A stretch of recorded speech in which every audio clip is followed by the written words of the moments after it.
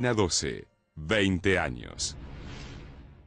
Yo soy Hugo Soriani, estuve entre los fundadores de Página 12, hoy soy editor general del diario, miembro de su dirección junto a Jorge Pring y Ernesto Tiefenberg.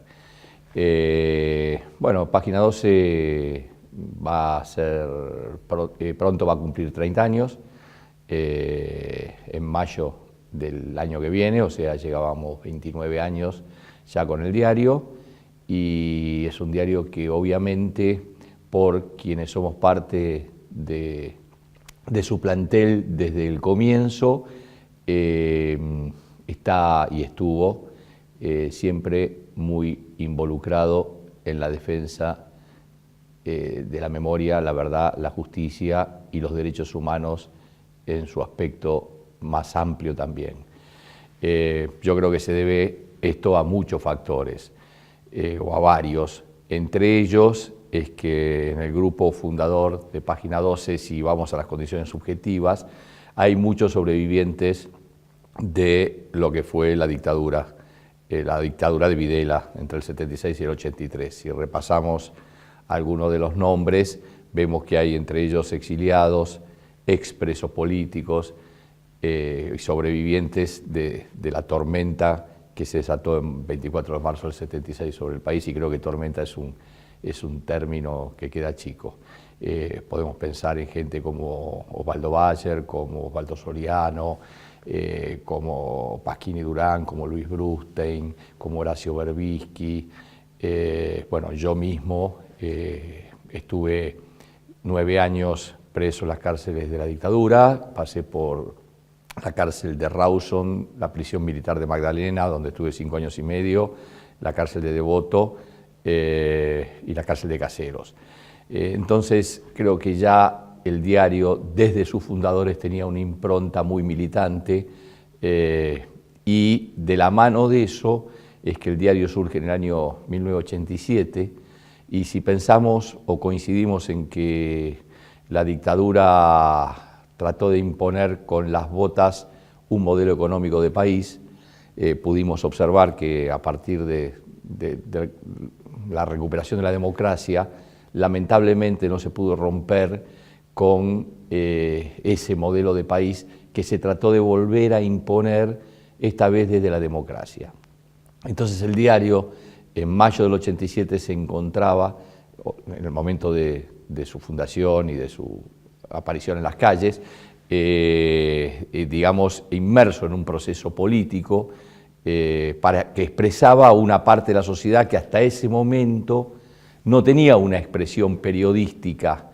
Había un vacío, es decir, los diarios que estaban en la Argentina eran los mismos diarios que habían acompañado el genocidio, que habían silenciado el genocidio o que habían sido cómplices del mismo.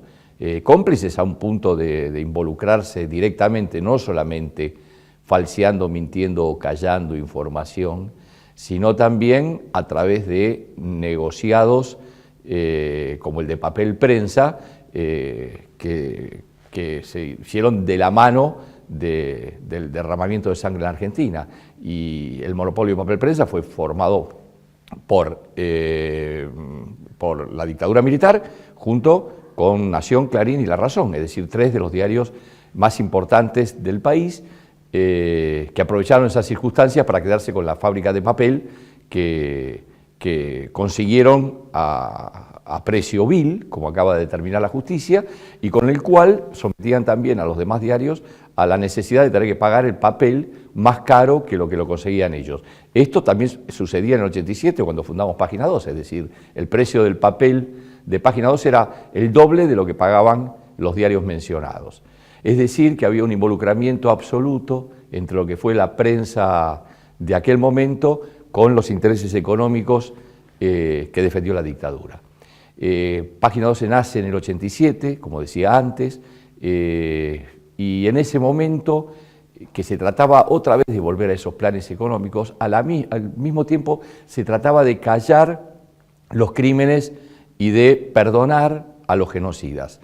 Podemos recordar las leyes de obediencia debida, las leyes de punto final, y contra eso es que alzó su voz el diario para expresar al sector de la sociedad que estaba constituido por los organismos de derechos humanos, yo me atrevería a decir los organismos de derechos humanos en su sentido más general, más amplio, que habían tenido una heroica resistencia, muchos de los que somos sobrevivientes, muchos de los que fundamos el diario, algunos lo nombraba antes, pudimos sobrevivir gracias a la militancia, al coraje, a la dignidad de los organismos de derechos humanos y a los miembros que daban sus horas, su vida en esa militancia, que había sido en los años más oscuros de la dictadura, como nuestras queridas madres y abuelas de Plaza de Mayo a la cabeza.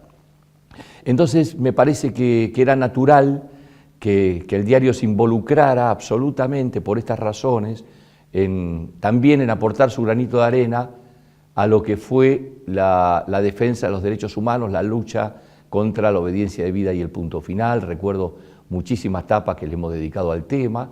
Me acuerdo de un título del diario cuando se sancionó la ley de obediencia de vida, que fue Noche y Niebla, porque fue un momento muy triste para el país. Discutíamos el título y también pensábamos en esa letra del tango que decía un país que está de olvido siempre gris.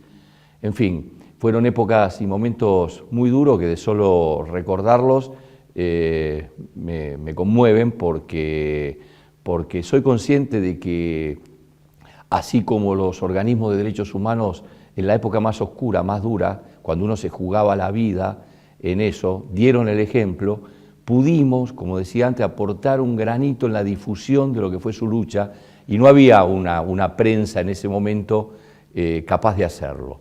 Obviamente, además, la aparición del diario obligó y empujó a los demás medios a tener que empezar a tratar temas que antes no habían tratado. Como decía antes, los habían callado. La aparición, la irrupción de las tapas del diario, la irrupción de la temática de los derechos humanos en un diario que afortunadamente pegó muy fuerte en la sociedad argentina, que tuvo mucho éxito, mucha repercusión, porque innovó también en la manera de titular, en su aspecto gráfico y en el abordaje de sus notas, obligó a los demás a ayornarse, porque así dicen ellos, ¿no? Ayornarse y ponerse a tratar temas que antes no trataban. Creo que ese es uno de los logros que hay que reconocerle y que va a ser recordado a Página 12.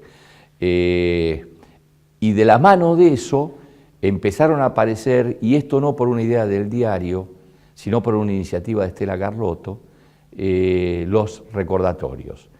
Los recordatorios nacieron porque un día del año 1988, para agosto de 1988, vino Estela al diario a pedirnos si podía publicar un recordatorio porque se cumplían 10 años del secuestro y la desaparición de su hija Laura. Y obviamente le dijimos que sí. Y ella puso el primer recordatorio.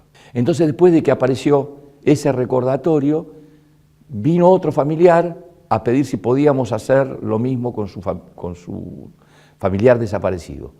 Y sí, por supuesto. Y después otro, y después otro. Es decir, los recordatorios fueron una creación colectiva.